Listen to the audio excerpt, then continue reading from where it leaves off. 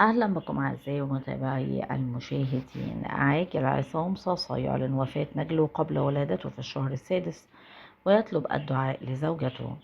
أعلن مؤدي المهرجانات عصام صاصا وفاة نجله قبل ولادته، موضحا عبر خاصية ستوري على حسابه بموقع انستجرام أن الجنين كان في الشهر السادس من حمل زوجته، وطلب من جمهوره الدعاء له بالمغفرة ولزوجته بالسلامة. ولم يكشف صاصا حتى وقت كتابة التقرير عن أسباب الوفاة أو أي تفاصيل طبية مرتبطة بالحالة.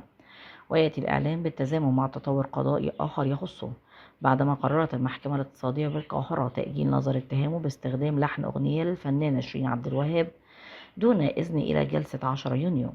وكشف عصام صاصا عن وفاة نجله يامان قبل ولادته من خلال منشور قصير عبر خاصية الأسطوري تحدث فيه عن فقدان الجنين وهو لا يزال في الشهر السادس من حمل زوجته. وجاءت رسالته للجمهور بصيغة يغلب عليها الحزن والدعاء، إذ أعلن اسم نجله وطلب الدعاء له بالرحمة والمغفرة، كما طمأن متابعيه على حالته وحالة نجله رحيم، وطلب الدعاء لزوجته أن تمر من هذه الأزمة بسلام. ويعد الإعلام مؤثرا لجمهور صوصة ومتابعيه لأنه يتعلق بواقعة عائلية شديدة الخصوصية، خاصة أن الفنان لم يطرح أي تفاصيل إضافية حول سبب الوفاة أو ملابساتها الطبية. وحتى وقت كتابة التقرير لم يذكر عصام صاصا سبب وفاة الجنين، واكتفى بإعلان الخبر وطلب الدعاء لنجله وزوجته وأسرته.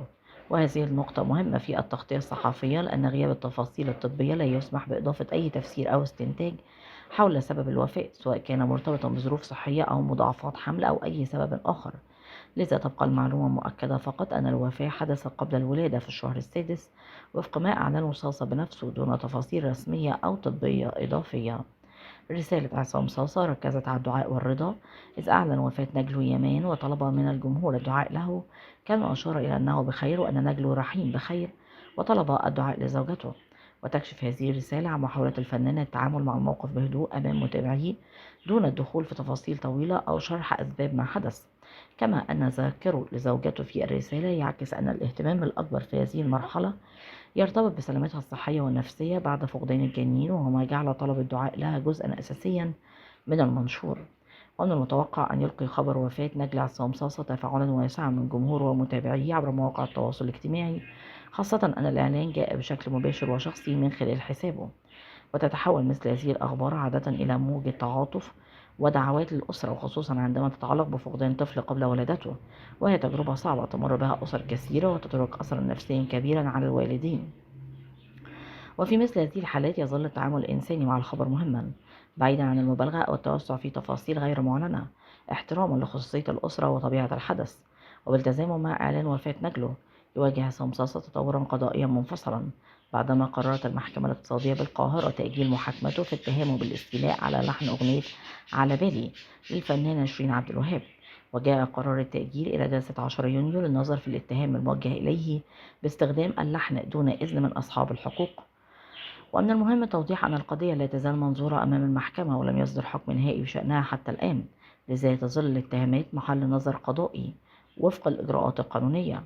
وتقدم المحامي سامح قناوي ببلاغ إلى النائب العام بصفته وكيلا عن الملحن وائل محمد، اتهم فيه عصام صاصا باستخدام لحن مملوك لموكله دون وجه حق.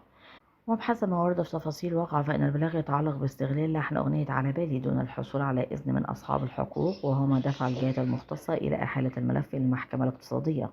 وتنظر المحكمة الاقتصادية هذه النوعية من القضايا باعتبارها مرتبطة بحقوق الملكية الفكرية والمصنفات الفنية، وهي قضايا تتعلق بحقوق المؤلفين والملحنين وأصحاب الأعمال الأصلية.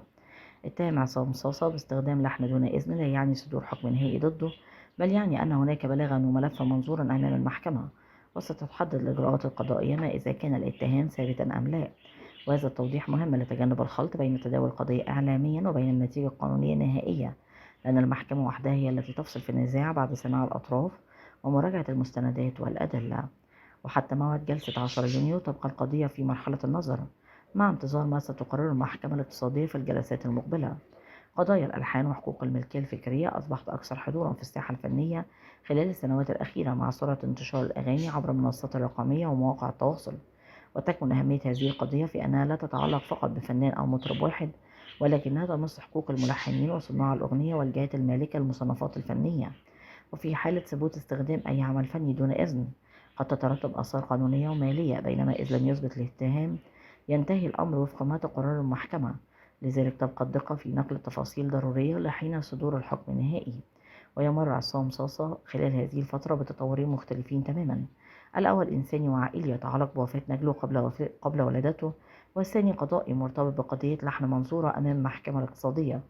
والفصل بين الجانبين ضروري في التغطية الصحفية، لأن خبر وفاة الجنين يخص الأسرة وحالتها الإنسانية، بينما قضية اللحن تخص مسارا قانونيا مستقلا له إجراءات وجلسات ومواعيد. وهذا الفصل يساعد القارئ على فهم الصورة الكاملة دون خلط بين حدث عائلي مؤلم وملف قضائي ما زال قيد النظر. وحددت المحكمة الاقتصادية بالقاهرة جلسة 10 يونيو لنظر قضية اتهام عصام صاصة باستخدام لحن أغنية علي بابا دون إذن. ويمثل هذا الموعد المحطة القضائية المقبلة في الملف، حيث ينتظر أن تستكمل المحكمة إجراءاتها في ضوء ما يقدمه أطراف القضية من مستندات أو طلبات.